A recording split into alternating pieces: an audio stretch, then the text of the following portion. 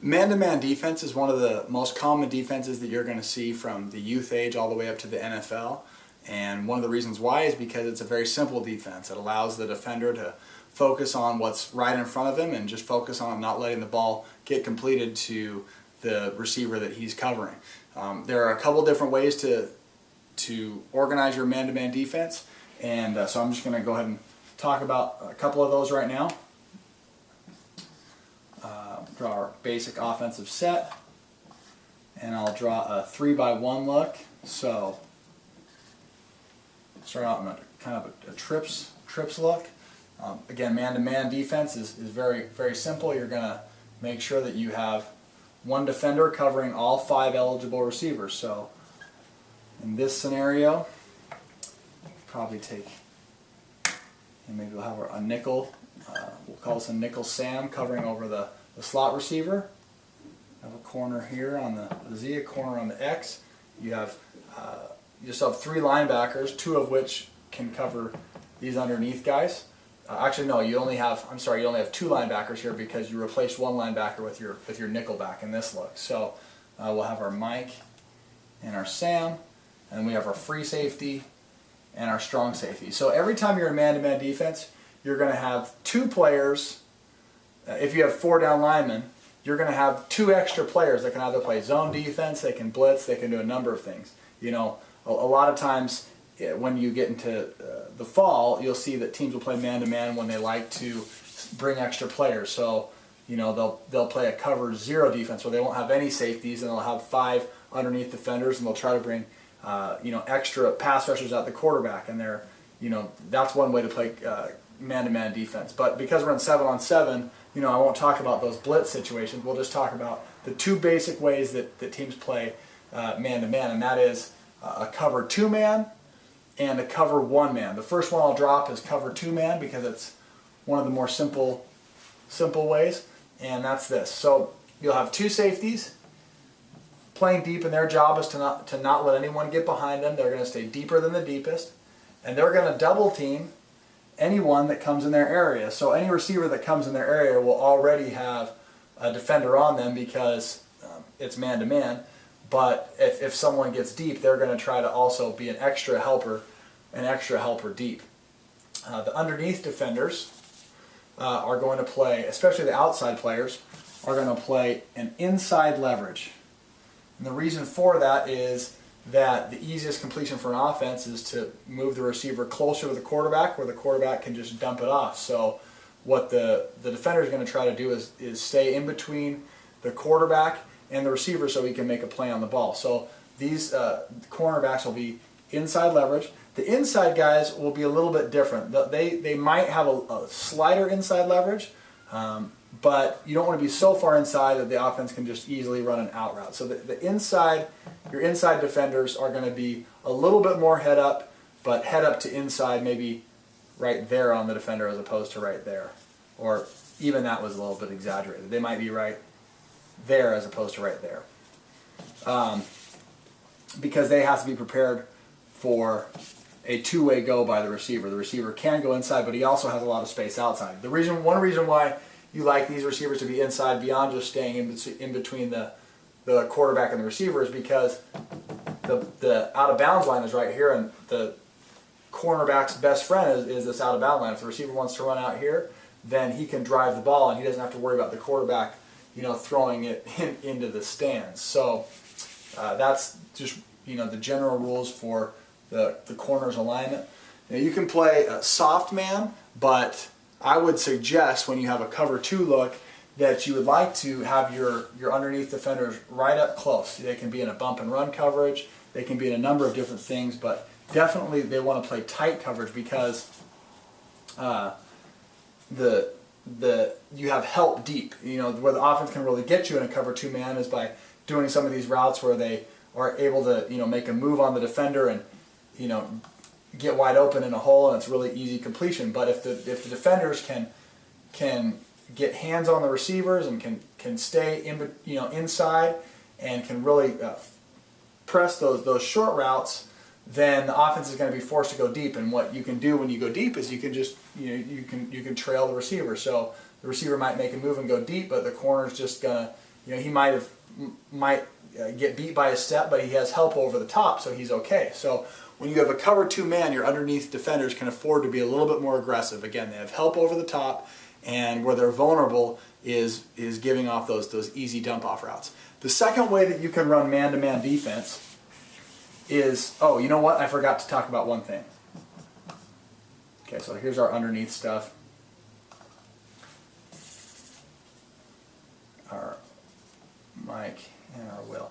So the inside defenders, these are obvious, but when you have cover 2 man, your interior defenders are going to obviously, you might line up your Mike over your tight end, and then your Will linebacker will be responsible for the running back in the backfield. Whatever way he goes, he'll have to cover down. So you want to make sure you know who's covering the running back.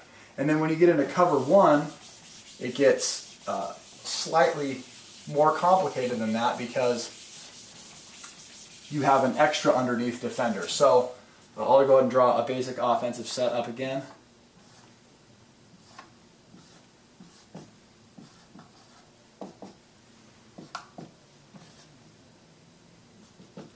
Okay, so in cover 1, we just have one defender. We put him in the middle of the field, the free safety, because the easiest thing for an offense to complete, if you have man-to-man coverage, especially if there aren't any safeties, like we were talking about cover 0 earlier on, is a post route.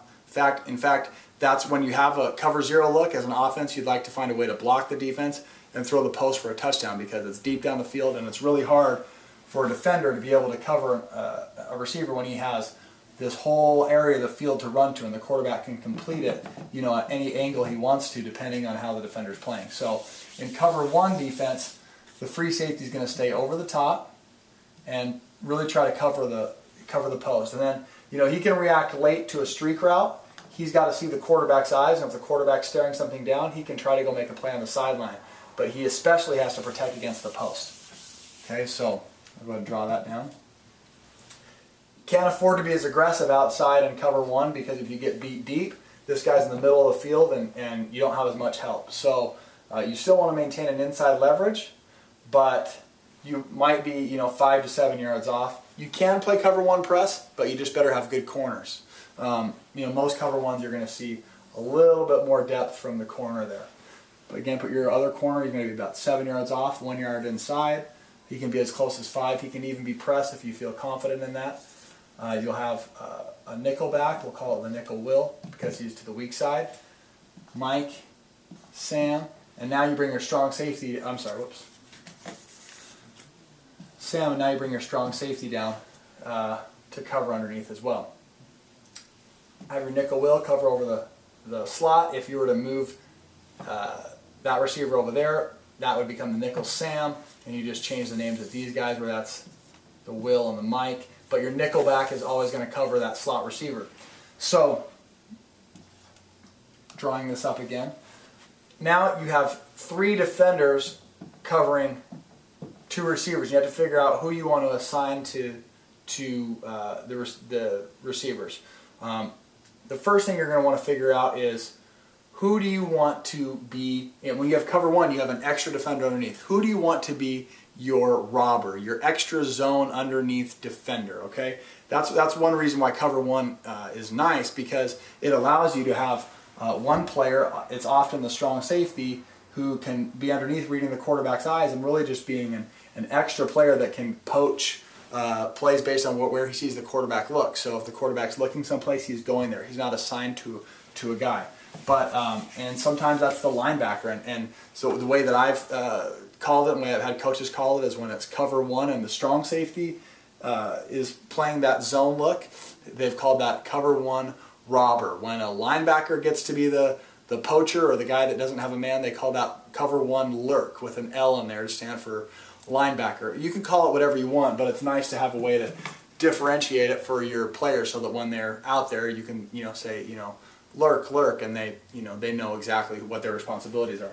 So for the purposes of this, let's say that we are in a cover 1 lurk look. So we'll put the strong safety over the tight end, and that's a real common matchup that you see in the NFL. Usually if the tight end's matched up on a linebacker, that's a loss for the defense, because tight ends are usually able to win that.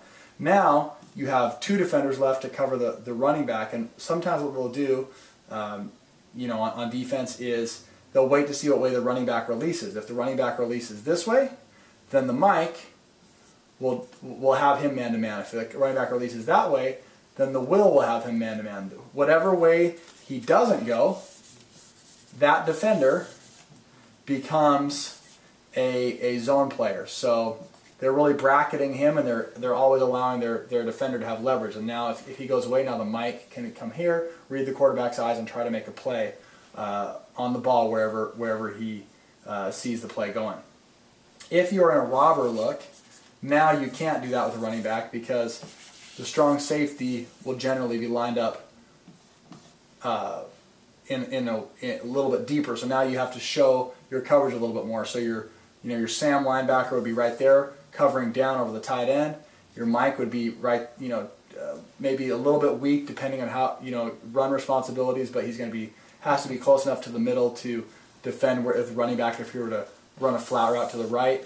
So he'll be on the running back that way, and the strong safety, again, he'll have underneath robber coverage where he'll be able to just read the quarterback's eyes. You can flip that. You can have the strong safety drop back and have him play the cover one and roll the free safety down and have him rob the quarterback. But basically in cover one, you're going to have 5 underneath defenders and one deep defender and 1 underneath defender playing short zone. That's a real basic overview of the different ways that you can play man-to-man coverage. Let us know if you have any questions. You can fill out our questionnaire form, or you can email us and we'll get back to you. Thanks a lot.